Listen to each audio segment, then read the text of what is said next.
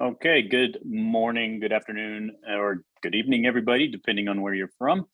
Welcome back to the team's annual conference, and we are now in our last day, day 5. I think we've gone through about 47 presentations so far over the last few days this week, and today we're now in day 5, and we are now covering a number of different sessions, and we're going to be starting with COVID-19 modeling and opportunities. And we've got 3 very interesting presentations to kick off this morning, and we'll get to those very briefly. And so we have 3 presentations from Duncan Shaw and David Powell to kick us off on operationalizing local resilience capabilities. And then we go to Guosheng and capacity building of USARS in China. And then Chaim Rafalowski from Pandemic, New Opportunities for Emerging Medical Services. So we're just about right on time. And just as a quick introduction to myself, my name is Kyle T. I am the Managing Director of Capacity Building National, and we are partnering with teams in many different ways throughout 2021. You might have seen us from our previous webinar series, which I'll talk about later this afternoon. So to kick things off this morning, I will turn it over to David Powell and Duncan Shaw from the University of Manchester. And please, if you don't mind, instead of me reading through your bios and your introductions, please just give us a really quick introduction when we get started. And it's over to you, David. Thank you. Thanks, Kyle. Hello, everybody. Duncan, I wonder if you could just maybe start with the introductions while I get the presentation up on screen. Absolutely. Well, thank you very much for the invitation to come and talk with you today in this conference. It's really important. We've been doing a lot of work with teams and with Kyle and over the last few months around webinars and understanding what might be the future of emergency management. And so it's really nice to come and talk to you about one of our specialist topics, which is local resilience capability. So my name is Duncan Shaw. I work at the University of Manchester, and we've been working in the UK throughout COVID and starting to think about what are the opportunities following COVID for a completely different way of thinking about local resilience, community resilience, and how we can engage with our communities in building the resilience of our societies. David. Thank you. And I'm David Powell from University of Manchester, delighted to work with Duncan and his team. I bring a little bit of practical experience as a retired emergency manager myself within the UK. So it's an exciting relationship where we try to mix the kind of academic learning with the practical reality. So we hope you enjoy what we've learned over the last 2 years. In the UK, certainly, we used to have a narrative around community resilience of, well, maybe it's not as necessary as other parts of resilience in the planning that we've got within our societies. The narrative was very much around, we're here to save you. It's an emergency services led. It's about resilience partnerships and coming to the aid of people who are in need. But there was a recognition that some events, some emergencies might be so big that emergency services will be overwhelmed. And so then what happens? Because the emergency services cannot come to save everybody. So then the narrative changed to, we're prepared, the emergency services are prepared.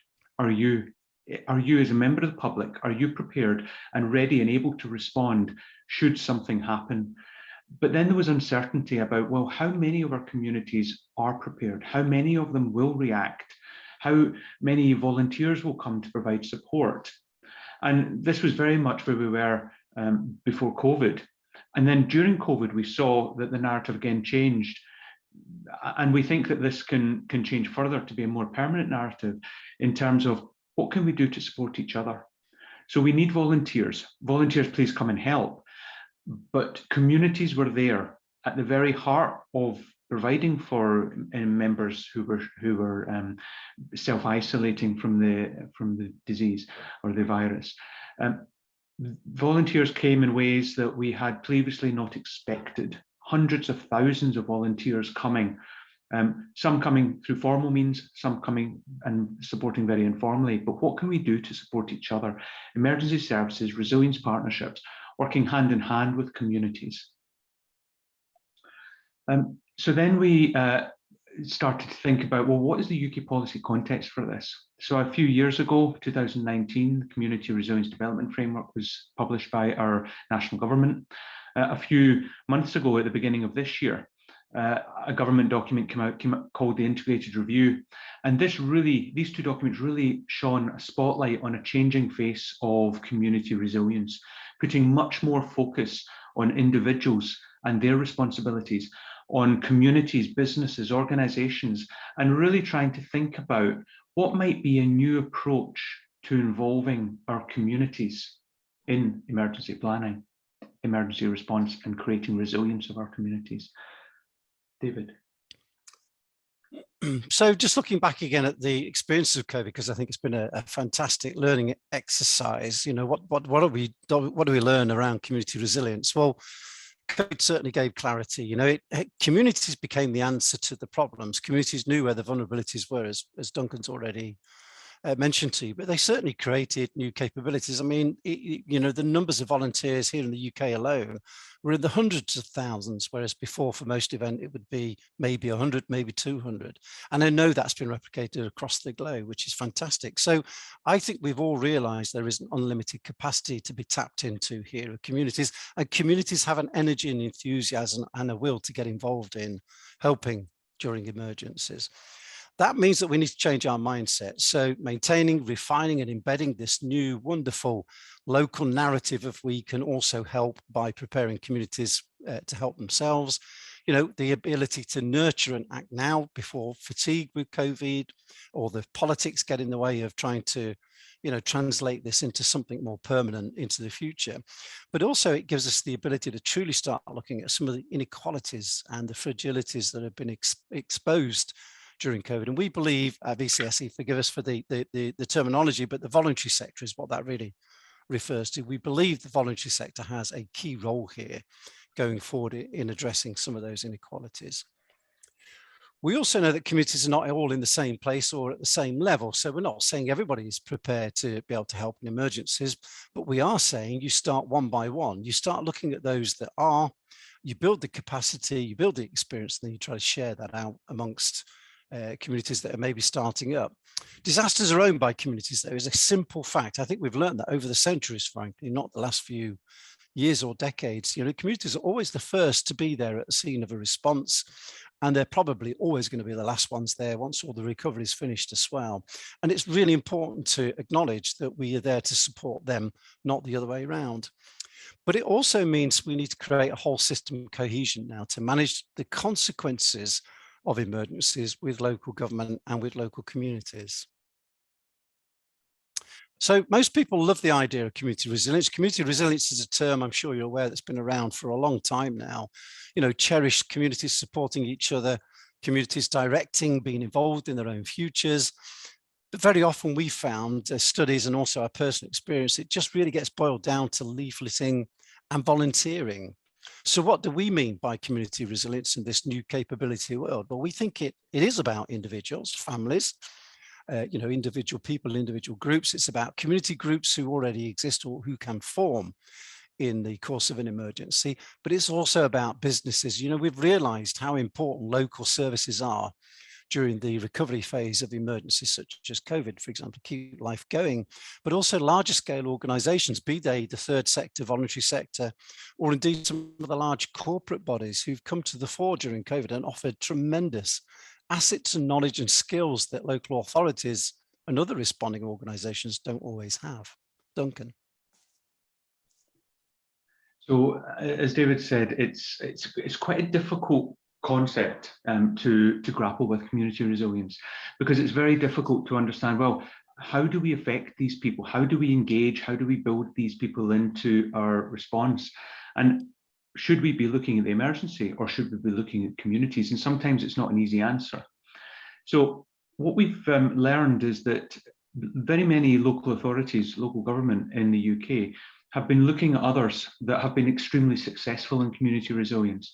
And it's been difficult for them to try to translate and transport those examples of good practice into their own areas. It's been quite difficult for them to understand, how do we do this? How do we operationalize community resilience? And so in the last year, David and I have been talking quite extensively about we can operationalize community resilience as a series of capabilities. So this is not something as vague or as ambiguous as community resilience. It's about capabilities that you can press a button on in order to be able to activate. And those capabilities being situated at the local level mean that they are local resilience capabilities. Sorry, next slide, please, David. Yeah. So these local resilience capabilities we think are absolutely key. And the capabilities, therefore, is what you're trying to translate between one area and another, one local government and another. We think that the difficulty that places have had in translating good practice is because the foundations are different.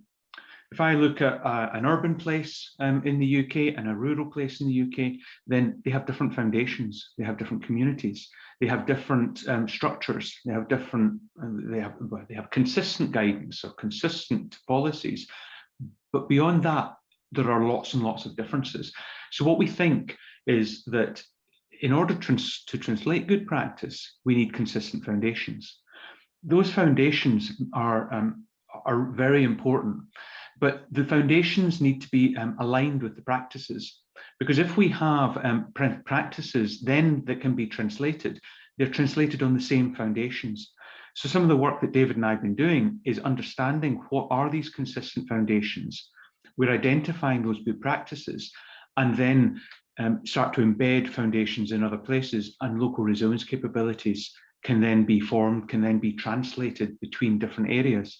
So this is about making it very tangible. It's about making a capability rather than talking about community resilience. And as I said earlier, it's about having the capability that's present and able to be activated in a very operational manner, because you know that the foundations are there, you know that the practices are there, and you know who to touch or who to get in touch with when you need to activate. So what do we think are the core foundations around how you do operationalize a capability of a local community? Well, we think we would certainly here in the UK in a really exciting project involving all of the local resilience forums, which are the main partnerships responsible for delivering local responses and recovery to emergencies. We need to find out what the baseline is. So we've undertaken a national survey, which is proving to be very insightful. We're then going to develop foundations around some meaningful relationships. We think this is all about who do you need to reach out to, as Duncan has said, who do you need to gather into a system that can be operationalized, and who do you need to develop an understanding of their cultures, their needs, their ways of operating in order to be able to activate a capability. We think co-production is a key word going forward beyond COVID, so involving as many of the affected communities as possible, looking at local risk, you know, asking the question, well, who is most likely to be affected? Who is most likely to be able to play a role? And then actually trying to invite them to co-produce your plans to respond to that local emergency, we think is going to be incredibly important in building resilience.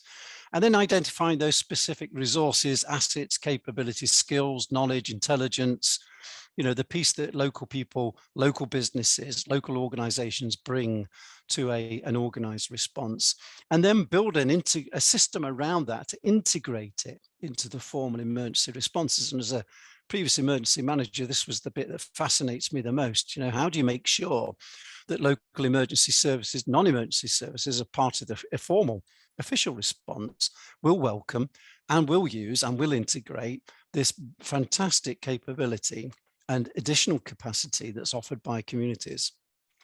We've also because of the academic background, it's important that we understand what success looks like.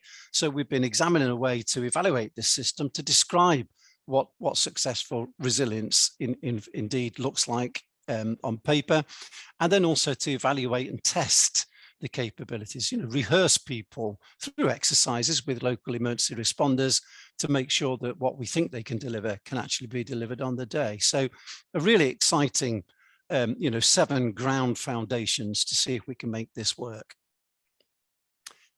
Recording the baseline has been really interesting. First of all, we've asked people in the UK, you know, what's your starting point? Where are you now? What kind of activities do you undertake?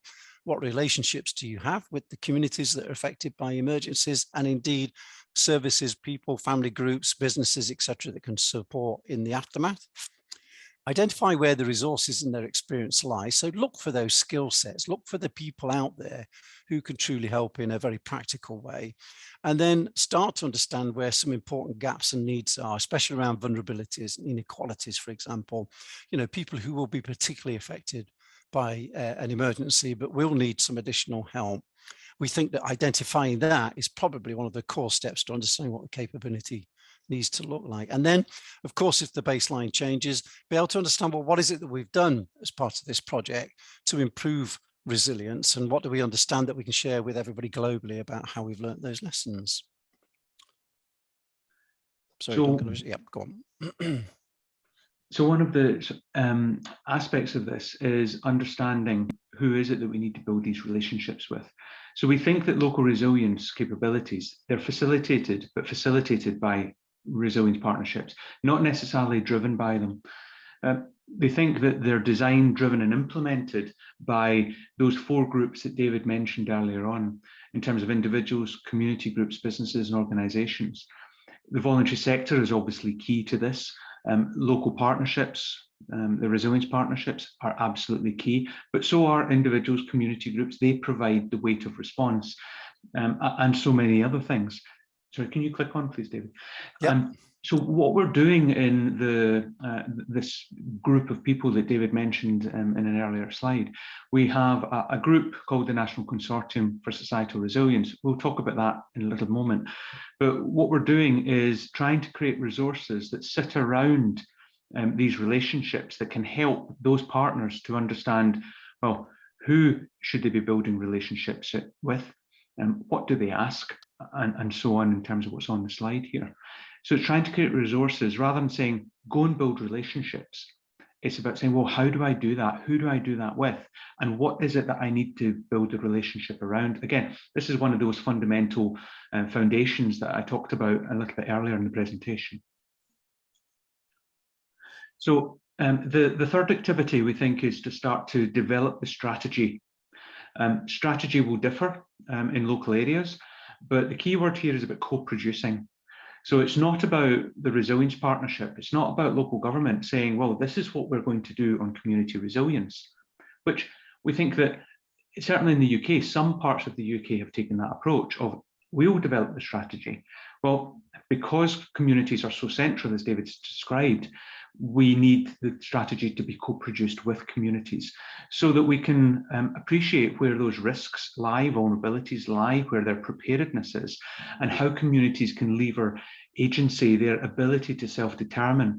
The strategy needs to reflect that. Therefore, the strategy can't be top down. It needs to be developed in a co-produced way with communities, because they are going to be absolutely central to this if it works well. So identifying capabilities, let's have a look, see how we're breaking it down. So contributors, organizational volunteering, obviously a great voluntary sector out there in all of the countries participating today in the conference, I'm sure. But we think you can expand that towards business partnerships, as we've mentioned before. Let's have some volunteering days. Let's build those skills. Let's share them across some of the voluntary sector partners themselves. Spontaneous volunteers, something Duncan and I have been working on probably for about 10 years now, a fantastic resource. You know, these are the people who will turn up on there. They may not want to be a formal volunteer beyond the event, but on the day they really want to help, either because they have a altruistic feeling or they just want to support people who are in crisis, but people who pop up and may go away after the event, but are a tremendous resource. And of course, donations and management, etc. Coordinating it, you know, you can organize communities, of course you can, if you co-produce in advance, civic groups, the voluntary sector, other network resources. It's about the intelligence and information that they can bring and the infrastructure and the essential services that they can help, of course. And then in the aftermath, we're talking about recovery, you know, business continuity, and also making sure that households remain prepared for the next shock that may come along. Duncan. David, I wonder if you move on to the next slide, please. I'll move through that slide. But so this slide very much mimics the previous slide. And here we're saying that what we need is for this system of local resilience to have in the 12 o'clock, it needs to have strategy that's co-produced. That strategy needs to moving round the clock. That strategy needs to have leadership. it needs to understand the risks, vulnerability, preparedness. It needs to be underpinned by good governance, by plans. And I won't continue going around this, but there is a system here of how to develop this local resilience capability. What we think is that local authorities, local government, can start to gauge how well are they performing in terms of their strategy. We have a series of questions that sit underneath this, and those questions effectively take a resilience partnership through how well developed is this capability in their area, where might be the gaps, where might be their particular strengths that they can share with others.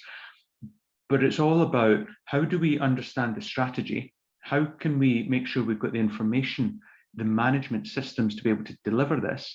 Is there coordination there so that those capabilities that David just mentioned, that they are coordinated when an emergency hits, and that those systems are able to respond and able to successfully and support communities, businesses, and so on. Next slide, please, David. There's also an equivalent radar chart of the capabilities themselves, those capabilities that David went through, to say, well, how confident are we for each organisational volunteering at 12 o'clock? How confident are we that we can operationalise that? How confident are we that we're able to press a button on a spontaneous volunteer capability, a donations management capability? And so to what extent do we know that these capabilities exist because they've been exercised and they have proven to be able to respond during an emergency? So a lot of people still in this day and age, I think, ask, well, what is community resilience and what is this new term that people are increasingly using, whole of society resilience? We've worked together with a consortium to come up with our own understanding, because certainly there isn't a well-defined understanding of this term, either nationally here in the UK or indeed globally. So we think it's about a capability created by local systems and relationships to help people and places adapt and advance. Now, okay, it's a lot of word. What we've then done is try to explain a little bit more detail what are all of those issues. Just bear with me 2 seconds, please, everybody. Duncan, sorry, you might want to just pick up. I've got some background. So, each of these words, as David said, have been, expressed in terms of these 4 notes.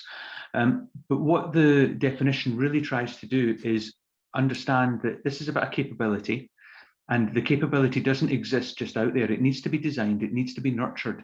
And so it's a system, and those relationships are absolutely key. David, are you able to move on in the slide? Yes. Yeah.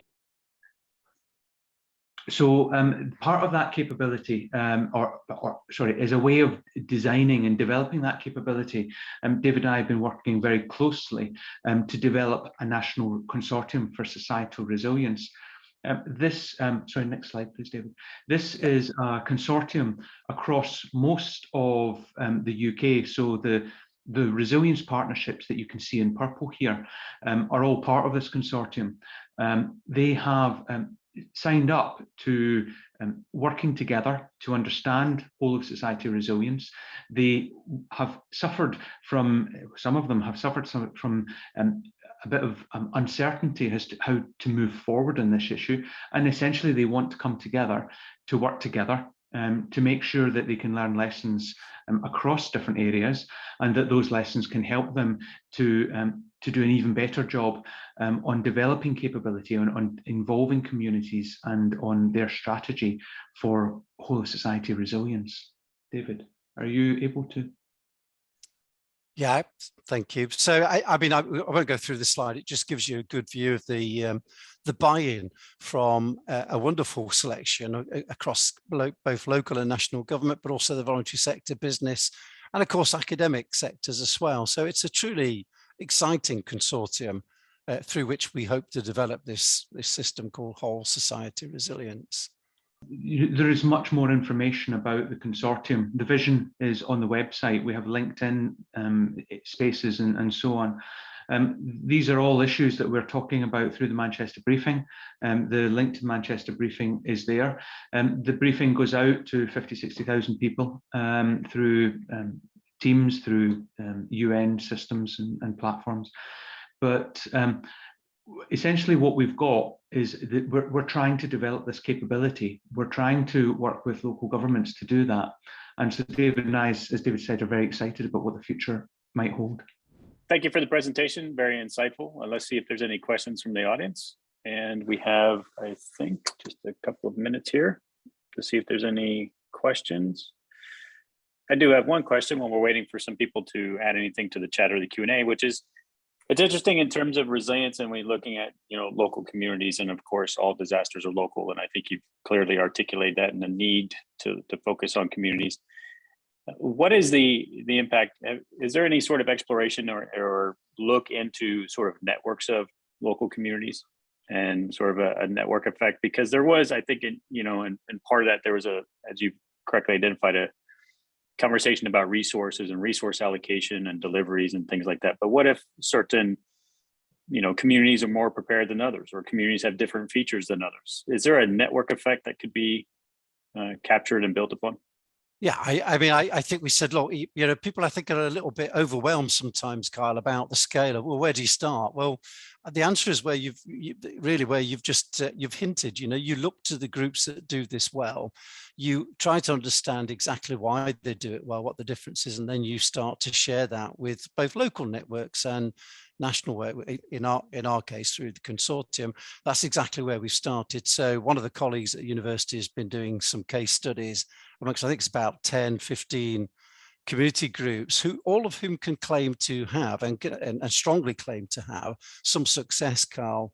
Once we've collated that, our intention then is to build networks and a kind of framework for understanding and sharing.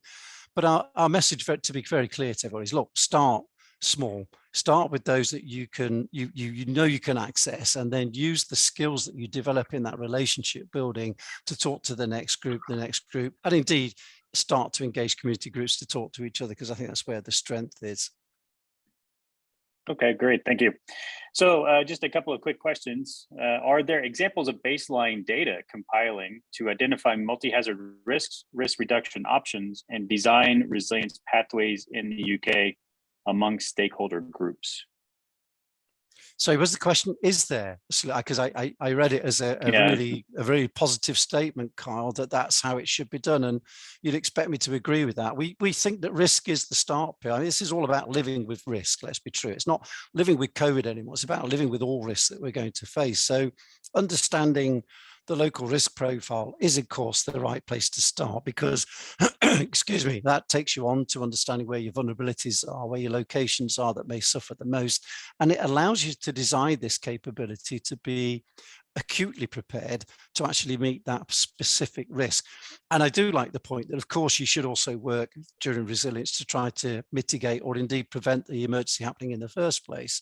But there's also then looking at the kind of unknown elements that come along and give you surprise that leads to emergencies. So I agree with the statement. I don't think I can have a lot to add other than absolutely, we think this is a key start point, actually. Identifying risk, understanding what's needed, and then finding the people out there in communities that can help you resolve those problems over a longer period. Okay, and just one more question.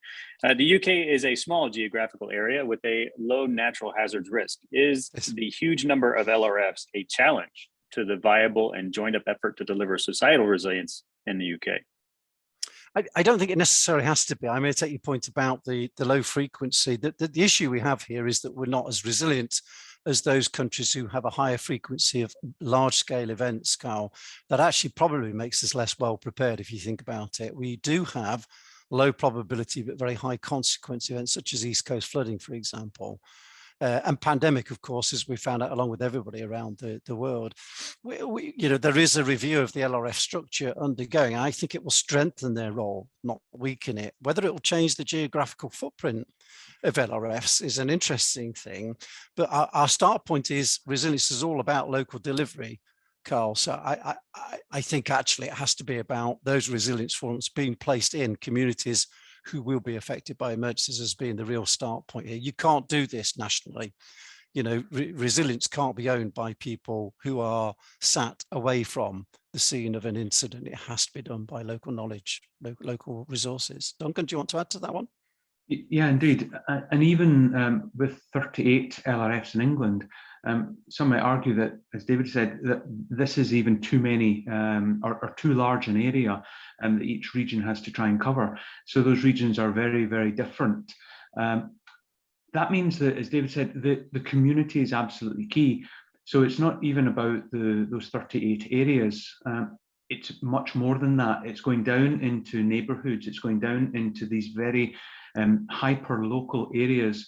So some might argue that it's not that there's a huge number of LRS, but actually we need to work at an even greater level of refinement down into the community level and these hyper street neighborhood level activities. A great example, Kyle, probably comes from the Grenfell Tower fire incident, of a very local incident with some national responses, people coming from outside trying to help affected people, and the learning from that. I don't want to go into it here, it's not appropriate, but I think the learning from that shows us a local response with local knowledge and understanding of culture and needs is essential to get this right. Okay, great. All right. Thank you, David. Duncan, thank you very much for the presentation. What's the best way to follow the work that you're doing? Now, on to our next presentation. So the next presentation is going to be on capacity building of USAR in China with Guosheng. And over to you, Guosheng. Thank you very much. And hopefully, well, if you wouldn't mind just giving us a quick introduction, that would be great. Over to you. The topic of my presentation is the capacity building of USARS in China.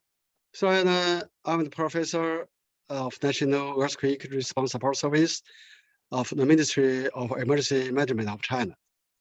And today I will show you three parts.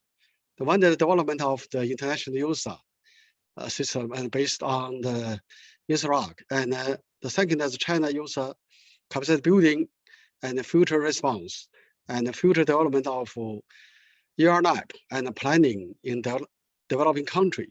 So the first part is we know under the USARS there's three levels classification.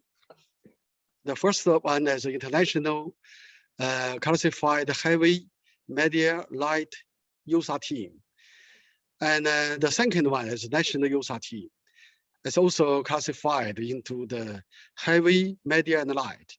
And the third one is the first responders or community level emergency response. So just the last presentations is about here. So and today I will introduce the national USAR teams, how to develop in China. So and here is the standard at all levels for quality response from the USARS. So now we are focused on the national USAR team. So we have depends on the USARS is for the international search and rescue guideline. But then here we call the national accreditation process. So as especially for the national USAR team. So and it depends on the USARS, we have the coordination framework. So and the UN OCHA with your OSAC and ANDAC member, ANDAC team, and RDC and OSAC, and also here many USAR teams how to coordinate if the big disaster occurred. And then since about 10 years, there's a special models. We call it multi-sub and decentralized OSAC for USARS. So and in many since 2012, there are many big disaster issues occurring in the world. So and UN OCHA use these models to coordinate during the big disasters. So we can find the national level, provincial and regional and USARS operation cell. So and there's different levels with the decentralized OSAC for USAR teams for the coordination. So and then the second part, I want to talk about China's USAR capacity buildings and the future response. So here we focus the national USAR teams, and we know the IEC certifications as held by the USARS Secretariat of UN OCHA. And also in China part, in 2016, we have a working guideline for IEC in domestic of China, and have been issued to provincial earthquake administration. We called CISA-ROC guideline. So and now, about 4 years, we in domestic of China, we have a capacity standard of USARS classification in China part. So and in 2016 and 16 and 17, and we have the national accreditation process we call the NAP by the your OCHA INSRAG Secretariat, and we are a pilot project in China. So and from 2016, we developed this certification in domestic of China. So and here we CISA, we call the China International Search and Rescue Team, have passed the IEC the first time in 2009, and also we have a RER in 2014, and in 2019, China International Search and Rescue Team have 3 times to pass the IEC and IR, and also in 2019, another international USARS team we call the China Search and Rescue Team also passed the IEC.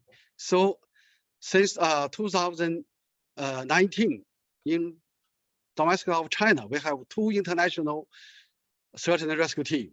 So and during the past 20 years, we have about more than 20 missions in domestic of China and also around of the world. So that's we get the info, we get the experience and how to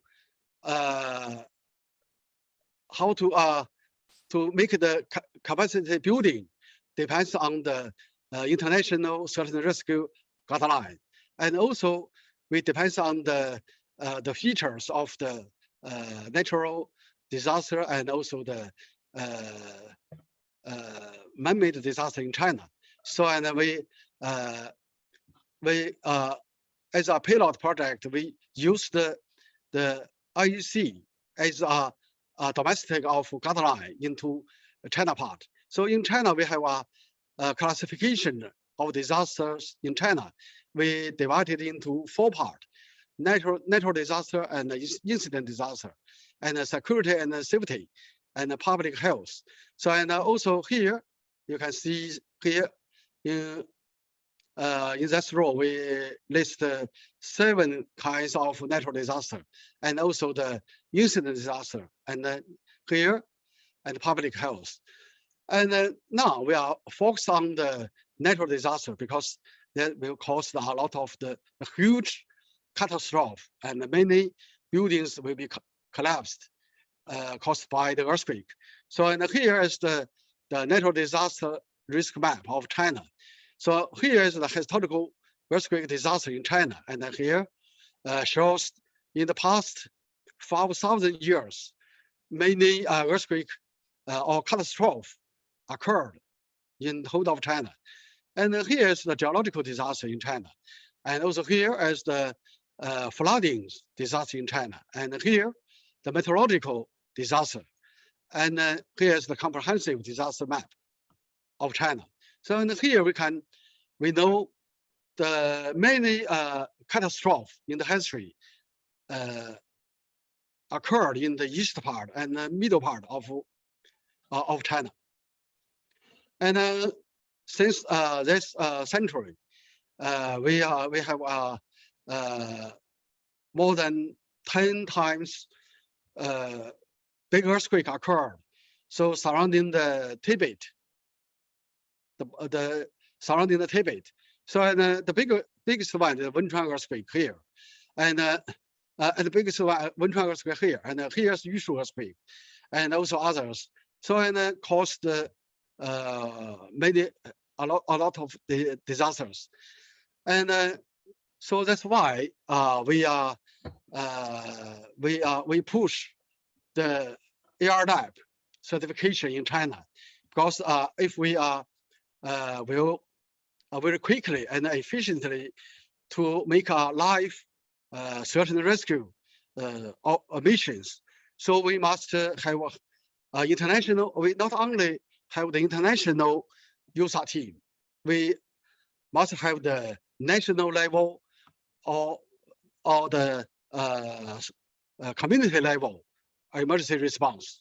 So the NAP certification in China since 2016, we have the pilot project. So here, and we give a certification guideline for how to give a simulating or scenario earthquake, and then the USAR team is heavy or medium or light, how to make the certification. So here is we have normally we have the emergency response, on-time decision, preparedness, mobilization, operation, and demobilization, and also we have 5 parts: the management, search, rescue, medical care, and logistical support. So in the heavy and medium USAR team, and normally we have 5 to 8 certain rescue scenario, debris objective to check the capacity in 2 different sites for heavy USAR team. For one USAR team, for one media USAR team, as only one site. So and also we have the capability to establish and operate RDC and OSAC under the Lima Commanding and Controlling Center of China. So in China part, we as about 30 years, we have a special commanding and control center from the state council level to provincial and regional level and county level. So and we establish this kinds of system. So this emergency response system combined with the USAR system, and then we have got the ER-Lab certification guideline in China.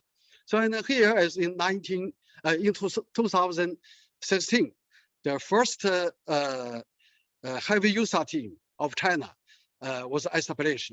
Here, just we have a group to declare this heavy USAR team passed the domestic checklist of certification. So we call it the national accreditation process of USARS. And also we about 20 years, we established standard operation procedures for how to respond for the international scale if the bigger earthquake occurred. So we have 3 levels to response.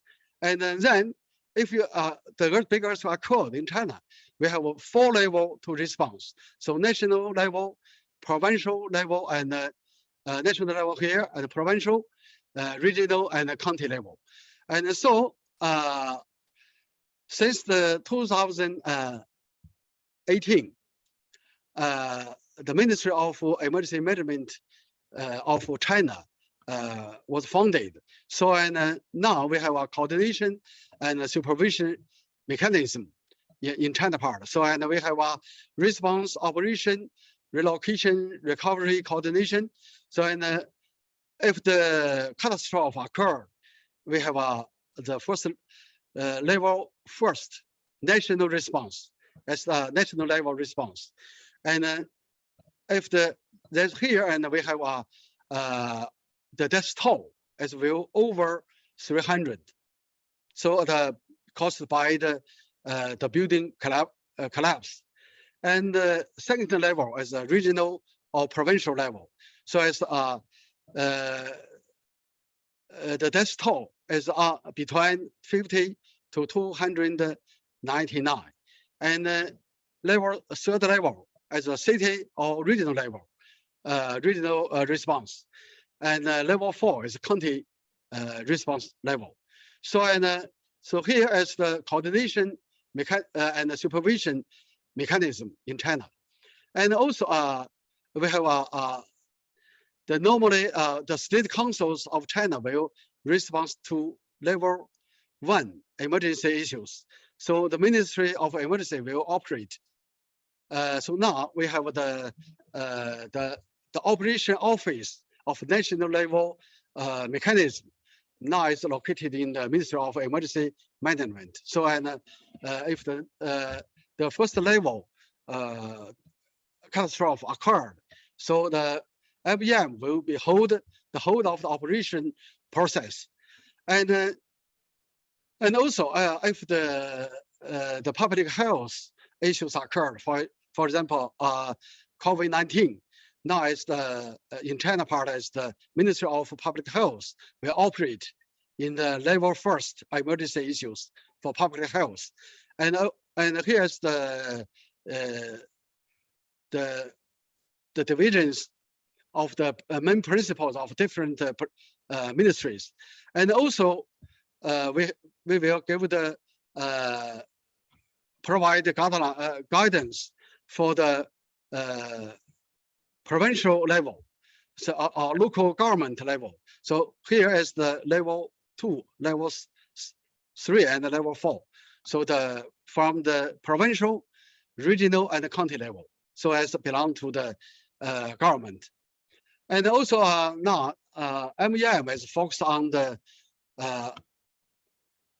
emergency preparedness, capacity building of international heavy user.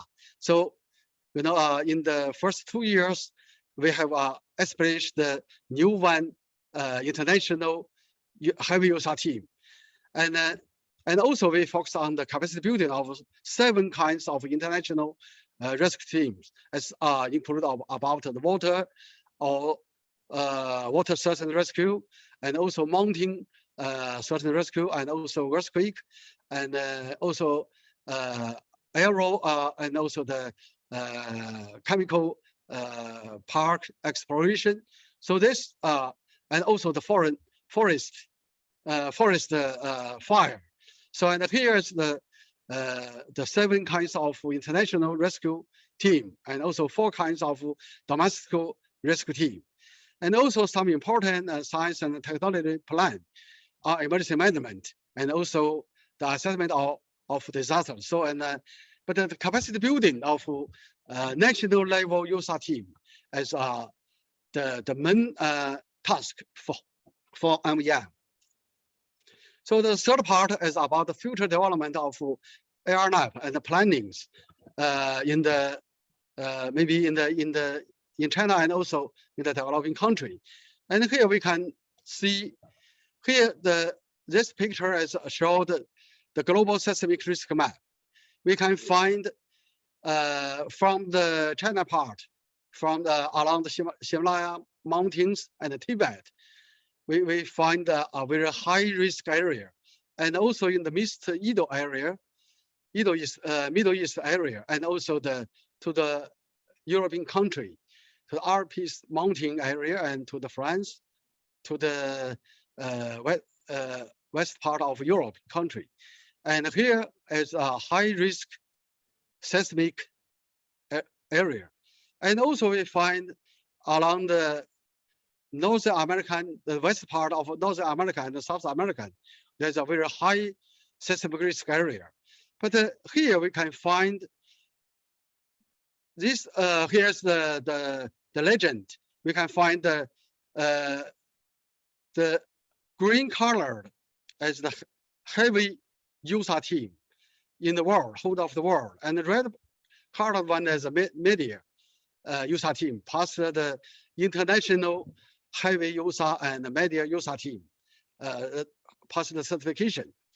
So now we find most of the heavy user and media user teams located in the developed country, but along the many high risk area, there are this area and also here, there are no more heavy and medium USAR teams. So if the bigger catastrophe occurred, we know if we hope to have our efficiency saving life, we must very quickly to mobilize the USAR team to arrive to the heavy damaged area. So if we want to save time, we must establish some heavy USAR teams very close to this very high seismic risk area. So that will be very useful for the capacity building along the belt and road countries and regions in this area, and also in the ASEAN countries. In ASEAN countries, there are no many heavy and medium USAR team. So we in one country, just like here, we show, for example, in China part, we have a national level, we have more than 30 provincial local government, and we have about 600, more than 600 regional level city and local government. We have 3,200 county levels. So, and if we are the bigger the disaster occurred, if we mobilize the local and the country level USAR teams very quickly to arrive there, we will save a lot of lives. So depends on the UN OCHA, depends on the USARS guideline. The accreditations of national USAR accreditation systems, if we are in the futures, we think it's very important to focus on this high seismic risk area countries to build more heavy USAR capacity buildings, heavy USAR team, and we let them to have a high level capacity, so that will be save more time, more lives. So, and ERNAP certification, we think we not only developed in China part, and also we think in the ASEAN country, in other area will be very useful. So from last year, we hold a national standard. We call it the guideline of capacity building and then classification certification of national urban search and rescue team of China. We just compile this national standard guideline. So maybe in the up to the next year, in the end of next year, we will declare this standard to domestic of China.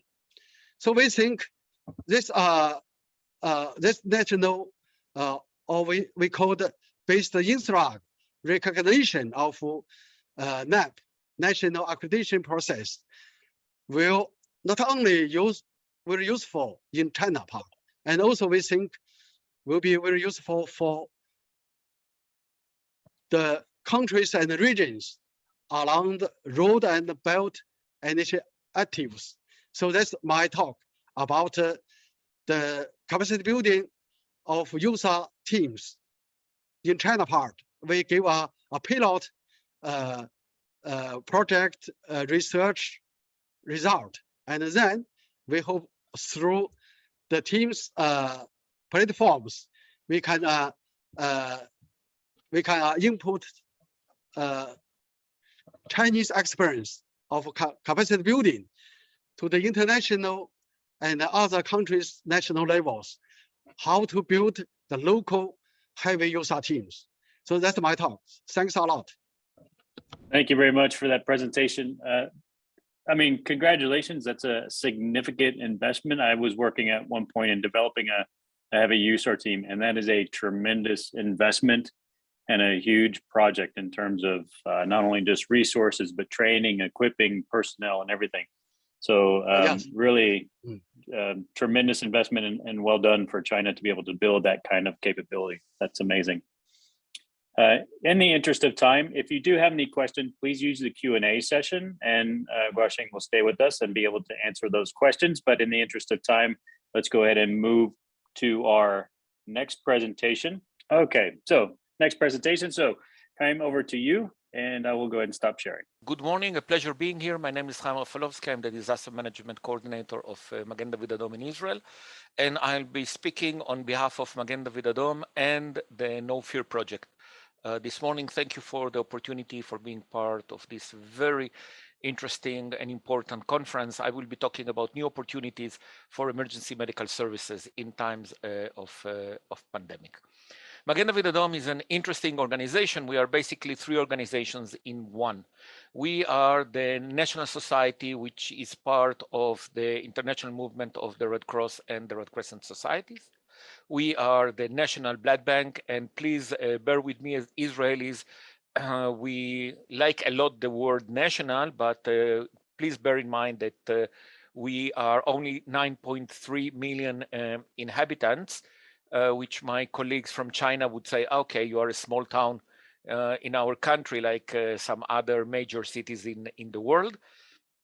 And we are also the public ambulance provider for the whole country. Israel has one ambulance provider. It's not part of the government, but it's Magen David Adom. As any other Red Cross society, we are auxiliary to our public authorities in times of emergency. And this is what called for the involvement of Magen David Adom during the pandemic in activities which are normally out of the scope for an ambulance service, or as we call it, an EMS, an emergency medical service in country. Magen David Adom is a rather small organization when it comes to paid staff. We are 3,500 paid staff with a very important core group of 25,000 volunteers. Many of them act as first responders. And this is really what gives us the strength and the capacity to expand our activities beyond our normal activities and support our authorities in doing more in times of emergencies. I will allude to that later. I just want to draw your attention to the image on the left-hand side, which is a crew in the city of Jerusalem, which is composed of Israel, who is an ultra-religious Jew, a volunteer, Hagai, who is the paramedic on the team, and he lives in a settlement in Judea and Samaria, and Fadi, that since then is a paramedic, and he is a Muslim Arab living in East Jerusalem. And being a grassroots organization, as we like to call ourselves in the Red Cross, gives us the power that we have representation for all the subgroups in our interesting society, to put it this way, with many different groups, with many different interests and points of view. And I will come back to it, because when it comes to, especially to the pandemic, we believe that one of our greatest challenges during the pandemic is about trust. And the only way to gain trust from the communities we serve is by having a good representation from those communities and understanding their specific needs. And this is one of the most important strengths of Magen David Adom in this situation. We received during 2020 more than 8 million calls to our 101. This is the emergency number of Magen David Adom in Israel, which is 3 times more than in regular times. And it produced more than 700 dispatches, almost 800,000 dispatches of ambulances, which is lower than our annual average. This is one of the consequences of the pandemic. Unfortunately, people are afraid to seek medical care, and this is one of the long-term, we call it the long COVID effect, that we will see in the years to come, that people that suffered medical emergencies and were not treated at all, or were not treated on time. What have we done during the pandemic? We kept on dealing with patients, but dealing with patients meant that we were also dealing with COVID patients. Of course, with all the needs of PPE, disinfection, and things like that, and not having the capacity in the hospitals sometimes to receive all the patients with long queues of ambulances in front of hospitals. I think that everyone saw that. We transferred people, especially people who are living in long-term care facilities, to dedicated COVID wards. And for that, we have this unique bus that allows us with 2 full advanced life support beds and 11 spaces for non-critical patients to transfer large numbers of patients from one facility to another, which is a big advantage in these operations. But this is, I would call it the normal EMS. Then comes our outreach to the public. So we had to deal with mental health, and we produced information on mental health and stress during COVID, using our volunteers in the communities to disseminate that and to diminish stigma and help people deal with I would call it the human consequences of the COVID pandemic. We have in Israel 18% of our total population are Muslims. So we had to create, first of all, material for them, but more important, we celebrated twice Ramadan during pandemic. And Ramadan is a challenge because people are fasting during the day. So we had to set up a system where they can be tested and receive their vaccines at midnight after the fast is over. And more important, education about how to avoid contamination during the large iftar meal, which is a family celebration at the end of the fasting. In the same way, we have our ultra-religious Jewish communities where, for many reasons, they don't have access to public cars. So we had to set up these containers in the middle of their neighborhoods to allow them to come by foot and get tested on site, not expecting them to arrive to a testing site. We were involved in vaccination, and during the second wave, when we started vaccinating, and we started vaccinating December 20th, 2020, we are now celebrating 1 year since that vaccination, and at that point, our most vulnerable population were the elderly and those who are resident in long-term care facilities. And it was clear that we need to vaccinate them fast, and we don't want to bring them from their the home where they are living to a vaccination center. So Magen David Adom received the task of going to those homes, to those centers, and vaccinating them in place. We managed to vaccinate all the elderly population within 3 weeks, and 3 weeks later, the whole population with the second dose. And by doing that, breaking that chain of events where being elderly, living in a long-term care facility is like a kind of a sentence that you are going to get COVID and you are going to be very seriously ill, something that we are very proud of. It's important to understand when we did it, we were in the midst of a wave, so our healthcare system did not have the manpower to do that, and they are also not used, they don't have the capacity really to go in a mobile way from one elderly home to the other. Being a mobile ambulance service, this is what we do, this is our daily job.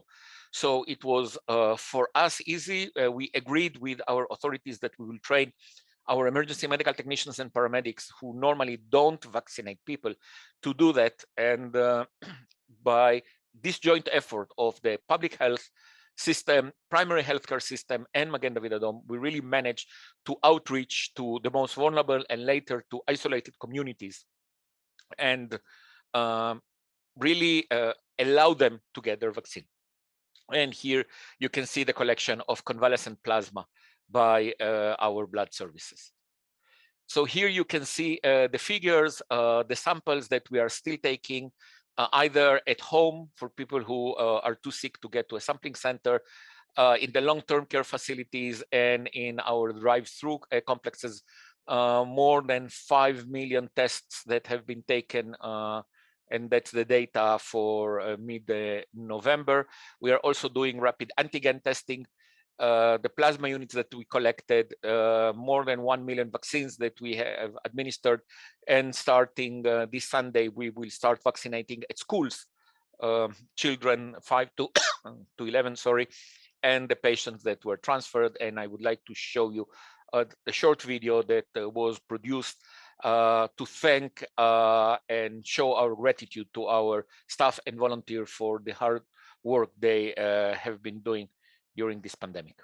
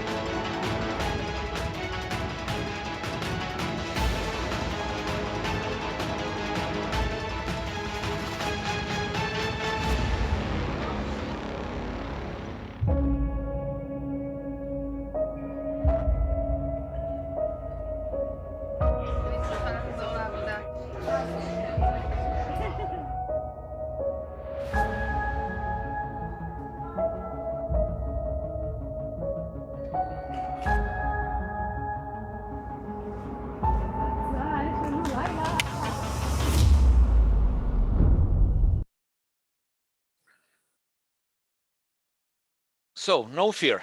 No Fear is a 5-year project funded by the European Commission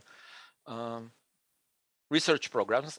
And it basically brings together practitioners, suppliers, researchers, and policymakers in the area of acute care of patients, trying to overcome the fragmentation of our sector and bringing together an understanding of the needs and the gaps. And it is around 3 pillars: the acute care of patients, the operations, and the training.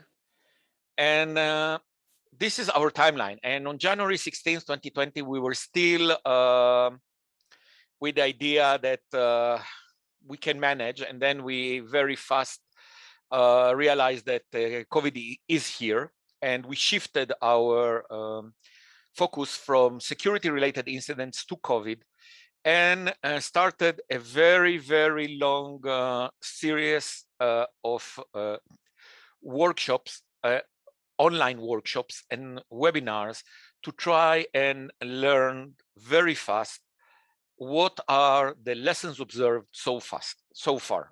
It was a quick and dirty exercise. It was not a validated lessons learned exercise, but we realized that the pandemic is affecting different countries in different timelines, and we can actually use the network to learn one from the other, understand what others were doing, what worked for them, what didn't work for them, and what can we implement to be better prepared. I'm not going through this, the details of this slide. It's just to show you how many webinars and meetings we managed to have despite having responders. And that's the important thing. You need to remember that those who attended those meetings were actual caregivers, health caregivers, both pre-hospital and hospital, that shared with practitioners, with researchers and the industry their lessons observed, their gaps. We discussed them. We managed to do a remarkable number of webinars in No Fear, which were extremely helpful to all of us to better understand what is ahead of us in a reality that, sorry for the term, we were all shooting in the darkness. It was a new situation. We knew very little, and we were trying to learn as much as we can. And we greatly appreciate and thank all those who took the time to share with us during the height of the pandemic, really bad time in their own countries and organizations. I know that for many of them, participating in those webinars where fewer hours of sleep in a very short sleep they had that day, and we greatly appreciate them for that. So what have we learned? First of all, that emergency medical services, being busy, still normally have a telescopic capacity. They can grow and they can do more than they would do normally in something which is not their normal area of activity, which is a public health emergency. EMS are normally involved in emergencies when you have trauma casualties. Here it was about patients, it was public health, and EMS have that capacity because wearing PPE is part of what they normally do. Transferring patient is what they normally do. Temporary treatment of patients in what we call the advanced medical post is something that we normally do. We have to adapt and adjust that to reality, and many EMS were involved in temporary hospitalization centers, in convention centers, gyms, hotels, etc. Where our true power is with our volunteers and staff, and we grew with the number of volunteers and staff. To be honest, now we have an issue with retention, but at the height of the pandemic, people were volunteering to help, and they are our true value, and we need to cherish that, and we need to think about them as our true power. Technology comes second. Trust is key. And whatever activity we are doing, it's about trust. And we need to create trust among our staff members, among our volunteers, among their families, and among our communities. I have to say that the first 3 months were extremely difficult because we were changing guidelines and protocols every second day. Disinfection of ambulances, 1 pair of gloves, 2 pairs of gloves, FFP2 mask, surgical mask, whatever. And we had to be very transparent and to communicate to our people, especially about things that we did not do and why we're doing it and why we are changing things. And the truth is because we were experimenting as we were running ahead. And people understood that as long as we were honest in our communication, and that had an important impact on them, following distancing guidelines, protection guidelines, quarantine guidelines, and of course, when it came to vaccination, about getting the vaccine. Having our communities, and communities, for me, that's one of the most intriguing questions following the pandemic. What is a community? Because personally, I believe that virtual communities during this pandemic had way more power than physical communities. So I can look into our EMTs as a community because they have their virtual communities. But even then, the 20 years old EMTs are one community, and the older guys, myself, are another community, to be one of those who don't have Facebook. Risk communication. For all my life as a crisis manager, I'm trained in showing up to a press conference and how to deliver a message in front of a camera. And then suddenly we are playing a totally new ball game with social media. And we realized, and I think we realized too late, and we're not good enough in that. That while we're saying something in front of the media in a press conference, social media is already contradicting what we are saying.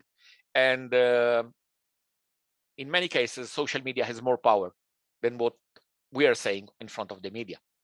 I already spoke about transparency and real-time communications. Taking care of our team needs is essential.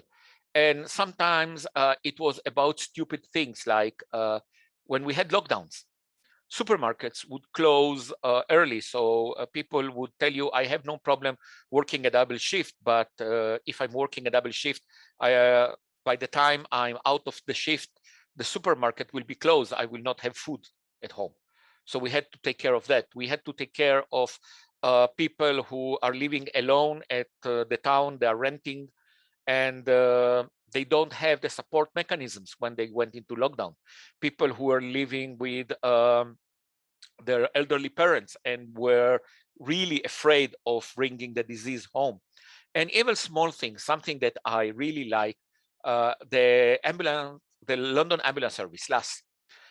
They were like, our people were working extremely hard. So our supervisors were going around from one hospital to another to give them a cup of tea. It's not about EMTs and paramedics in LAS that will not survive if they don't get their cup of tea. It's about showing that you care. It's about showing that as a manager, and we know that as managers, we in many cases are tough. We appreciate what they are doing, and we know that the cup of tea is not about the tea, it's about showing care. And the importance of real-time experience sharing. Through our webinars, we realized that we have something in the pandemic, which is called silent hypoxia. All my life as a paramedic, I've been taught that don't trust the devices, your pulse oximeter, your monitor, trust how the patient looks. And then suddenly we have patients that look fine, are extremely hypoxic, and will crash. So this is something we realized through the webinars, and there are countless patients in Israel that thank their lives to the idea that Magen David Adom was organizing and taking part as part of No Fear in those webinars, and we highlighted the importance of the saturation in those patients, and we were insisting on bringing them to the hospitals, so we will not have to pronounce them dead, but treat them as they crash. What are our challenges? I already spoke about the effective risk communication. People are tired. A colleague from another country used the term, we are burning them out. 2 years into the pandemic, we see people leaving acute healthcare, and it's in Spanish we say it's raining on wet grounds, because the acute care systems, both pre-hospital and hospital, were already short of personnel before the pandemic, and that's becoming a greater challenge, or worse and worse as the time goes by. We all moved to online training, which is great, but our business is not about knowledge, it's about skills. And I personally doubt our capacity to gain skills through an online training, or retain skills throughout online training. So we will have to better understand skills retention and create new models to do that. Better home care. People are not that enthusiastic to go to hospitals now. So we see more and more patients who don't get on time to medical care when they have an acute medical problem. We will have to rethink our telemedicine, our primary healthcare, and how we allow people really to get better care at home, but still receive the acute care when they need it. And of course, there will be some things about the pandemic that will stay even when COVID is gone one day, as we see it in some parts of Asia with face mask. And so we have to think what is there to stay. There are good things, the idea that we can do meetings online and we don't have to travel 1 hour and a half in country to attend a 45 minutes meeting is a good thing. So we will have to see what's good and keep it, and what has to be changed. And I would like to share with you this gratitude of the city of Jerusalem that illuminated the walls of the old city, saying, "Jerusalem salutes Magen David Adom." I would like to thank the opportunity. Thank you for attending, and please get vaccinated. That's the only way out. Take good care of yourself, yours and your team. And I would like to finish with one important thing. We are all talking about a healthcare crisis, a public health emergency, which is true. What we forget to say is that healthcare providers cannot get us out of this situation without strong participation of communities. Only together, the public health sector, the healthcare providers, and the communities, together we can win this pandemic and go ahead. Thank you very much. Thank you very much, and a very interesting presentation. And there's really some common themes here that we're seeing throughout this morning, which I think are quite important, which is the fact that we're seeing, some of these topics coming out in terms of communities, right, and building local resilience. And then really the points that you picked up on, I think, are becoming more and more a common theme, which is sort of in this transparency, trust, and other aspects in terms of governance and managing a crisis itself. And so I think that's incredibly interesting. And the burnout topic is actually something that is, I think, sort of conversation that's happening globally. We've even seen in some international organizations looking into the issues of burnout with hospital care staff and healthcare industry staff because of the fact that it has been such a tremendous impact on the industry over the last 2 years that, you're starting to have these long-term effects now inside the system. So very well done, very good presentation. If you have any questions or anything else like that, feel free to go ahead and reach out directly. Otherwise, we're going just a few minutes long. We're going to go ahead and go for a break, and we will be back in 15 minutes. Okay, thanks everybody, and we'll be back shortly.